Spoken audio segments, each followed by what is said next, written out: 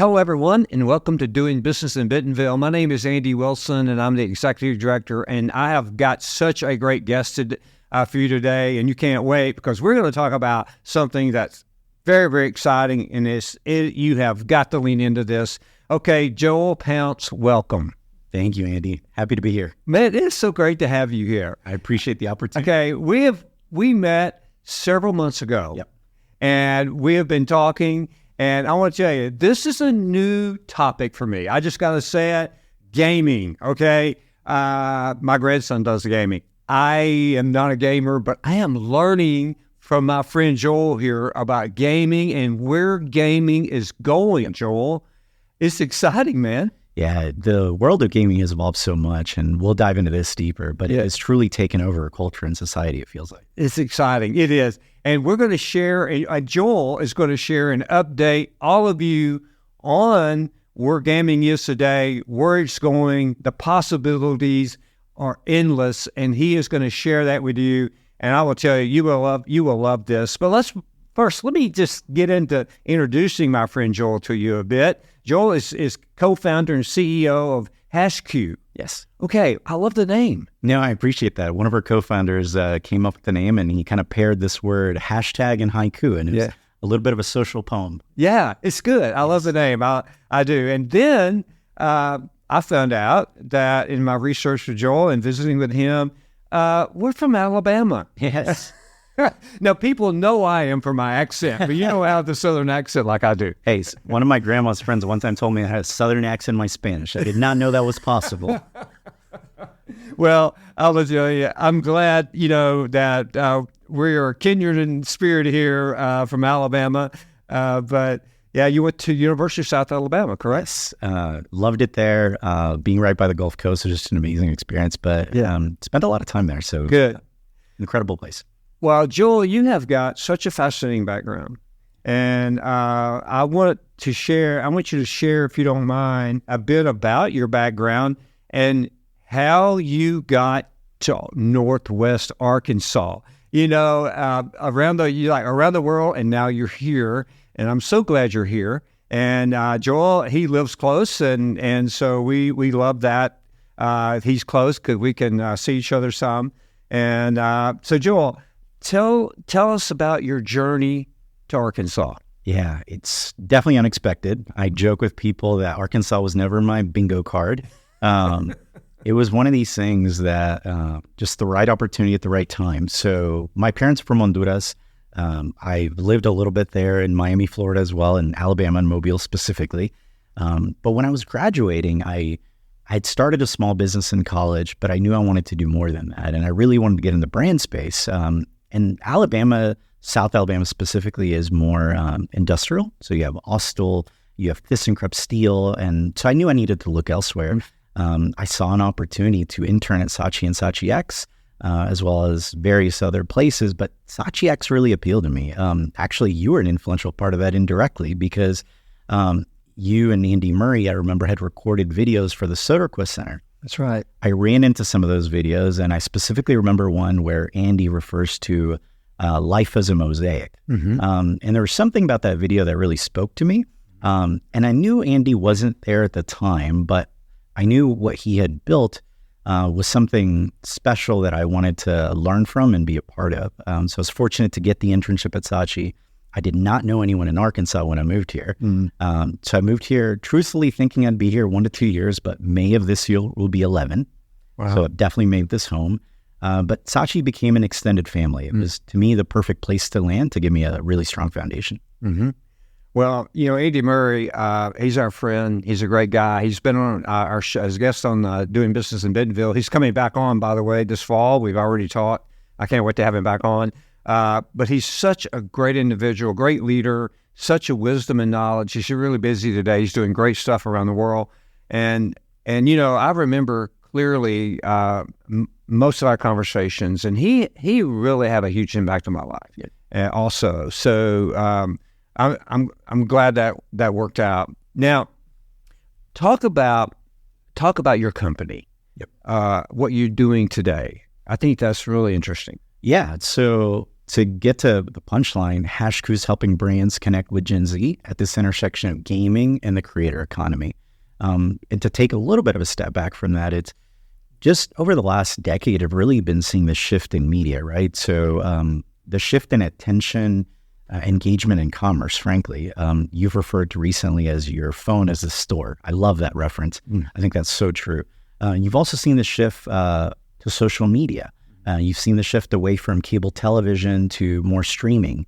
There's been all these different shifts. And throughout all of that, gaming has always been in the background, steadily growing at an exponential rate. Right.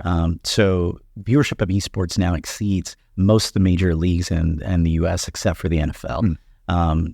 People never thought that like you would be watching somebody else play, but these are like professional players now. Right. And when I was at Paramount, I had the fortune to be surrounded by a team that was actually launching the Nickverse into Roblox, and got to see that and got to hear them talk about the metrics and everything, and was just impressed. Like I had never seen that amount of attention spent in what is essentially an immersive ad experience. Right. You have a hard time getting people to watch 10 to 15 second videos. Attention is fleeting, but people are immersed in these worlds. So I just started connecting all these dots with this idea of our internet is really getting more immersive. It's going from a 2D and a flat internet to a 3D internet.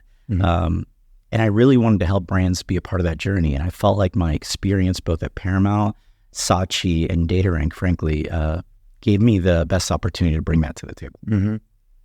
Well, you mentioned recently in a post to your viewers, you talked about how excited you are about 2024. Yes. So what's driving you this year? Where are you going? Where are you taking this thing? Yeah, 2024 is really exciting for a lot of reasons. Number one, the space continues to move at a really, really fast pace, and there's always more things that we have the capability to do. But I'm also starting to see whether it's Walmart themselves leaning into the space through multiple Roblox experiences, or what they recently launched with Unity, that they've now launched an API that allows you to drive commerce within game experiences. So I see the industry adopting it, especially starting to at a retail level, which is important to us in this region. Personally, and for the company, I would say this is now year 2 of Hashku. So when we get to learn from year 1, we get to optimize some things a little bit, double down on what worked, really think through what are people asking us the most about. And turns out the questions are pretty consistent. Everyone recognizes their kids, nieces, nephews, or grandchildren are spending time and money here, but they often don't know where to start. Or how do you even crawl, walk, run in this space? So we've now heard from our customer base a lot, and it's now really educating them in that journey and being their guide to help them get started, test and learn, and then ultimately expand into your day-to-day marketing activities.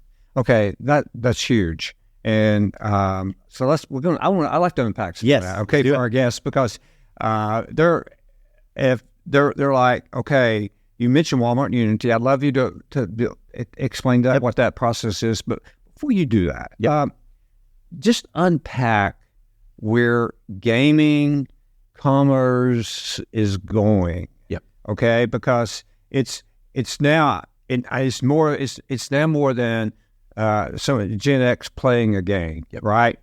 It's much bigger than that now because of the opportunity for commerce. Is that correct? Yeah. So tell us where that's going. Yeah, I'll give you kind of a little bit of a macro view of the evolution of gaming. That'd be great. How that's connecting to the opportunities that are now available from a commerce perspective. Okay. So, and Cliff Notes version of it here is games way back in the day, certainly, first of all, they were a static game experience. Everyone largely had the same experience. They eventually moved to multiplayer online type of games, open world type of games, frankly simulating more actual social experiences that you have in your day-to-day life, interacting and being able to play with others, being able to communicate with others. This was a huge boom in the world of gaming. That really opened the gates to the world of esports. I would say to date, there has been incredible brand awareness solutions in the world of gaming that are getting better every day, but there's been a lack of commerce solutions in this space. That's where we're starting to see a shift. That's where we're starting to see interesting opportunities. When I look at Roblox specifically, I'm reminded of myself as a kid walking down the cereal aisle. Right. I used to walk down the cereal aisle and say, Mom, I want this cereal. And rightfully so, she would say, Joel, are you even going to eat that? I'm sure I did not answer honestly. And I said, yes. But the reality is I just wanted the toy inside. Roblox allows us to leverage that toy inside. An in-game wearable item on Roblox is an incentive and reward for purchase behavior now. So we're actively leaning into this space and developing solutions at the intersection of gaming and commerce for our brand partners. Right. And there's just so many things. Like you're starting to see Walmart acknowledging that they need to be relevant with this next generation of consumers. Right. Just like 10 years ago, everybody was trying to be relevant with millennials, and everyone's now trying to connect with Gen Z. Oh, and by the way, gaming is not just Gen Z. Like this is a multi-generational platform. Right. And Roblox is not the only one. Fortnite has a huge opportunity here as well. And a lot of times it's just understanding the possibilities both within the platform and the ways that you leverage things like esports tournaments to drive commerce behavior through chat features. So the more you know about this space, the more you're able to develop a program that works for you based on what you're trying to do. So how does your company, Hashku, how do you work with potential clients? So think of us, the way we're functioning today is really more agency-like, I would say. So we'll talk to clients about what their upcoming programs and engagements are, who are they trying to reach. From that, we determine what the right platform could be for us to show up in, whether it's Roblox, Fortnite, or otherwise. And then we handle all the program development, all the asset development and everything. And, sometimes we'll partner up with very interesting digital creators. It's a new class of influencers where they're creating virtual wearable items, and some of them are doing really well to bring these things to life. We do a lot of education up front. I would say one of the biggest things that we do today is helping both brands and agencies do a bit of a gaming 101. What's happening in the world in gaming? What's Walmart doing? What are categories in my space, depending on who the brand is, doing? And how can I show up in a way that is impactful to customers? So there's a bit of an educational journey there, and then we develop a program to say, this is the way that you can come to life. And maybe there's a good, better, best approach to that. And then we'll align on this is the right way to start today.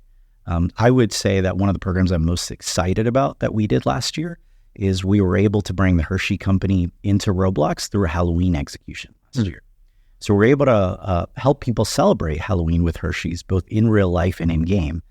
They had all these fun Reese's wearable items, Kisses wearable items, as well as Hershey wearable items. And of course, they had their Halloween basket with Hershey candy.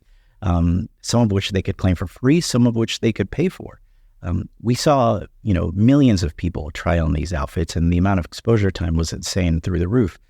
This allows Hershey's to now connect with that next generation of consumer. That's a really big deal to these brand managers.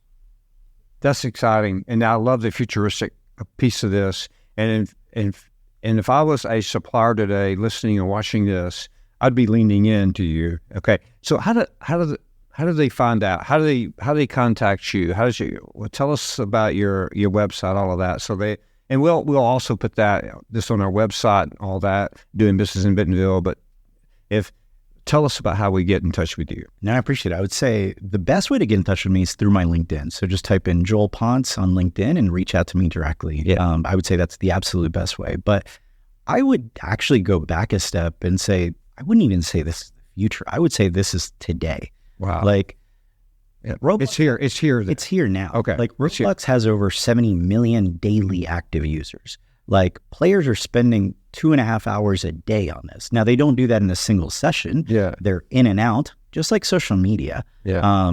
Social media, has insane metrics like that too. And Gen Z specifically is spending more time on Roblox than they do on TikTok, on YouTube, or on Instagram. These are some of the things that to me were eye-openers that, frankly, when I looked at it from my seat at Paramount, I was like, man, I loved both my team and everything I was doing at Paramount, but I also saw this as an opportunity to lean and help, both brands and agencies navigate into the space. And I knew I would regret not taking this chance to build a company that allows people to do that. Wow. So I would argue this is today. It's not tomorrow, and it's frankly getting more exciting by the day. So today, actually, the suppliers, if you're interested in reaching, how large is Generation Z? So Gen Z by 2026 is actually going to be the biggest generation of consumers. Right. So that's another thing. A lot of people think of Gen Z as a thing I need to figure out later. But it's here. This is the thing you need now. 2026 is right around the corner. And if there's a big thing that I learned, certainly during my time at Nickelodeon or with that team within Paramount, is kids influence purchase behaviors more than ever. And this is constantly increasing. So they have both their direct spend and the older part of Gen Z already has kids. Yeah. But they also influence it indirectly. I joke with people that my future car purchase is influenced by an unborn child. Like, my wife and I don't have kids, and I already know that the next car I purchase needs to be a bigger, safer vehicle for that child. I was like, this is crazy. Yeah. And that's happening all day, every day. Yeah. So there is an interesting nuance here where I would say our world of retail always thinks about shopper for many, many good reasons. And you do need to think about those shopper barriers and how to overcome them. But you also need to realize that, man, the consumer, which, in this case may not be the same, they have an incredible amount of influence, and reaching them where they are on their platform of choice is a really big unlock as well. And I would argue it's not one or the other, it's both. It's how do you create a cohesive program that drives your message home? That's exciting. And it's awesome. It's here now. Yeah. And this generation, like you said, is going to be the largest generation in a couple more years. Yeah. And so if you're a supplier, you need to be leaning into this now, because you got 2 years to this become your largest audience, if you will. And now's the time. That's what I'm hearing you're saying. Absolutely. And you also dealing with a generation that uses ad blockers more than ever. So a lot of your marketing tactics you're using today, probably ignoring one way or another. Right. So there's an interesting component where it's not too late to be early. And I would say that's important. You can learn early on from what's already happening in the space and in the category. And then you can, double down on what works for you and your brand. Mm-hmm. Okay. It's not too late to be early. I think that's the tagline. We're going to have to tagline this podcast for that. That's really a great saying, Joel. It really is. Okay. Now, you talked about Walmart. You talked about Unity. What other retailers, online, brick and mortar, what other retailers are really leaning into this, in your opinion, doing a great job? Yeah, I'll mention some retail examples and other broader examples as well of I would consider best-in-class examples. So I'll mention QSR first. Chipotle, years ago, this was 2-3 years back, did an amazing Halloween activation. They called it the Burrito Maze. Mm-hmm. They built a Chipotle inside of Roblox and had a fun maze, and you could participate in this experience, but you were able to claim codes for a free burrito that you could claim in stores nationwide. I heard one of their social media managers talk about this at a conference, and she mentioned that this is today one of their most successful coupon redemption programs they've ever had.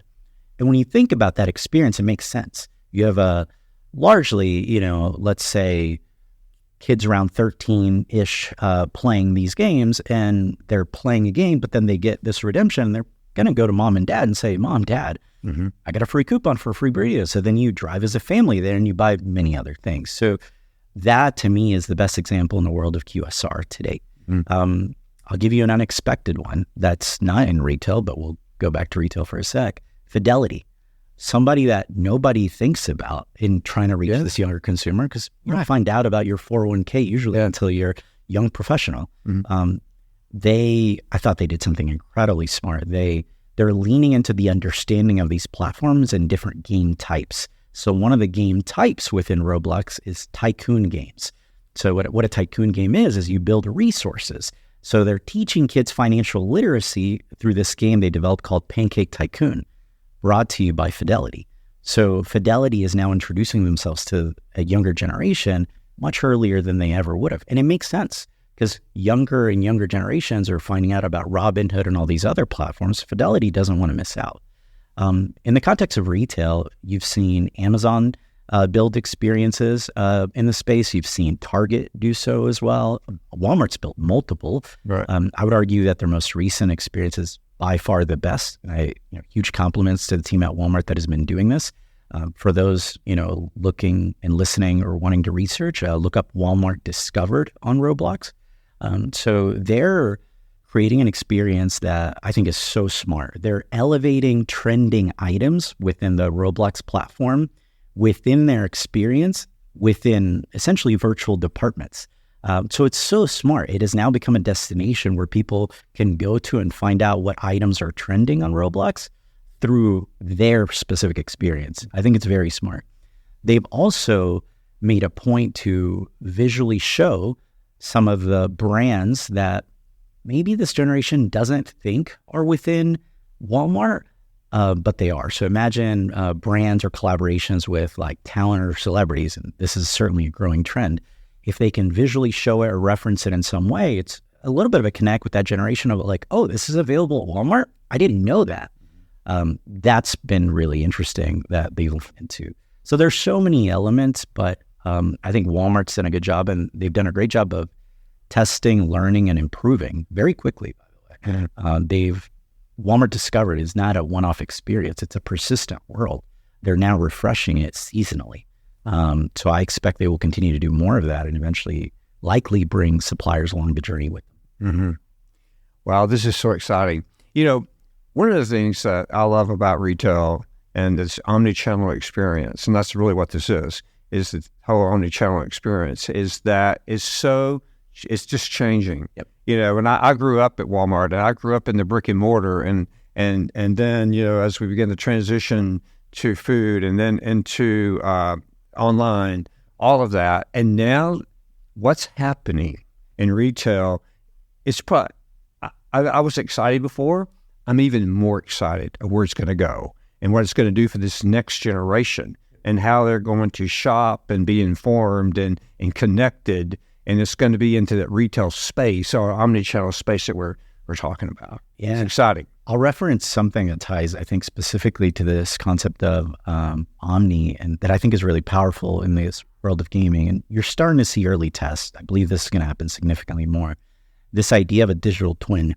So you had Boss actually do something really interesting, that they had Boss, apparel that, was tied to NFL teams, and there's a digital equivalent of the physical item that people could get on Roblox. So imagine the idea from a marketer's perspective is likely, hey, dad is buying this thing for himself, and then, son or daughter is able to claim the same exact thing to dress up like dad in their game on Roblox.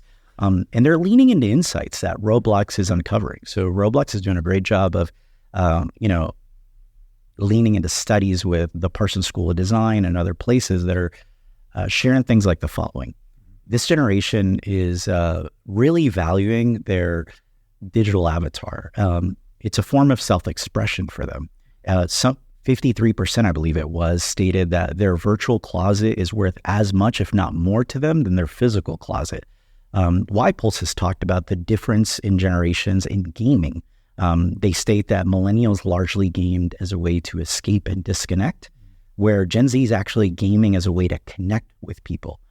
That's a big difference. And if you as a brand can show up and bring a really compelling experience for Gen Z to game with their peers and have a positive moment that you facilitate, like, that's a win. Right. So there's all sorts of things that we see, like this idea of a digital twin, this idea of leveraging a in-game wearable item as an incentive and reward for purchase behavior in stores, for having samples at Sam's Club, for attending an in-person retailtainment event at Walmart. Like there's a lot of ways that you can leverage not only the platform, but the things that this generation wants. They're actively craving these things and they're paying for it. Like there's a significant portion of Gen Z, according to the study, that is paying anywhere between $20 to $100 per item in some cases. And if you can facilitate some of these things for free, it's a big value you're bringing to the table at a fraction of that cost. Well, that's huge. That's a big price tag. Yeah. And I don't know another generation that has that price tag on what we're talking about. No, and it's, this is not to throw out tons of metrics, but some of these things were really impactful to me. Like when you look at Roblox and Fortnite, what they've generated revenue-wise in selling virtual items It's greater than some of the biggest brands in the world that you know. They're generating more revenue than like Ralph Lauren or than Under Armour, selling virtual items. Like if they were a fashion brand, they'd be one of the biggest fashion brands in the world. But you don't think of them as that. Okay. That alone in this podcast is enough for suppliers to run to this. You know, just like you said, it's here already. And so, yeah, I love that. Okay, Joel, I got to just ask you about the future. Yes. Okay. I mean, we're talking current. We're definitely calling it current present today. I'd love to get in that great brain of yours and tell us what you're thinking about the future, if you can. No, absolutely. And I'll give you thoughts of where I see some of this going. I think an underdog in the fight at the moment that, has a big target on their back is Meta, and obviously with the rebranding and all the hype, for better or for worse, that drove around the metaverse, they're still a major platform. And while Horizon is not huge right now, they have an immense user base through WhatsApp, Instagram, Facebook. They can drive users to things that they built. But I do see, right now we find people thinking about singular experiences. Do I show up in Roblox versus Fortnite versus Minecraft versus Horizon, whatever? Over time, I believe, just like with social media, today you're not often having a conversation of this channel versus that channel. Now, obviously, there's priority channels that you lean into more, but you end up having a broader social media strategy. I believe the same thing is going to happen with gaming. You're not just going to think about a single channel, but you're going to say, here's my overall strategy for gaming. Here's what I do from a brand awareness standpoint in gaming. Here's what I do to drive commerce within gaming. And within the commerce component, I believe that's going to be split in two ways. You're going to have virtual commerce, literally selling of virtual items, which is going to become a new product category for many of these brands, as well as leveraging in-game experiences or the actual virtual items to incentivize and reward purchase of physical items. So there's just going to be this interconnectedness between the real world and the virtual world is only going to get stronger. It's so exciting. Yeah. It's so exciting. I'll tell you. Okay, now this has been great. This has been so great being with you. I knew it would be, and I'm so excited to have been part of this. Now, something else about the future. I want you to come back. Yep. Okay, because you have to keep us up. You have to become our expert here. Okay, for our audience, and I know they're going to love hearing even more and more from you. But you should come back and maybe we bring some generations to see a couple people with us. I'd love that. Here, okay? And by the way, I think that's the best group to learn from. I was going to say, I should have paid more attention much earlier.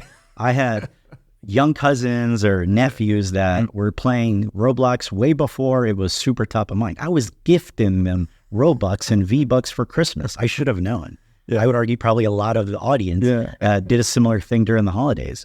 I now see some of that generation playing things like Rec, by the way. So yes, pay attention to what's happening in your own household. Like there's something there. Yeah. Like in the world of marketing, like where attention goes, money flows, and marketers have to figure out where the attention is and find and meet customers where they're at. And that's where it's happening right now. Well, you said you said something else great. We have to underline it. Where attention goes, money flows. Okay, that is so true. Because I have purchased most of these games. I'm just saying, not for me, though. Yeah. As gifts, right? And I can see that, and you've got me excited about it for sure. Okay, Joel, if we wrap up, okay, what would you leave our audience, our viewers with?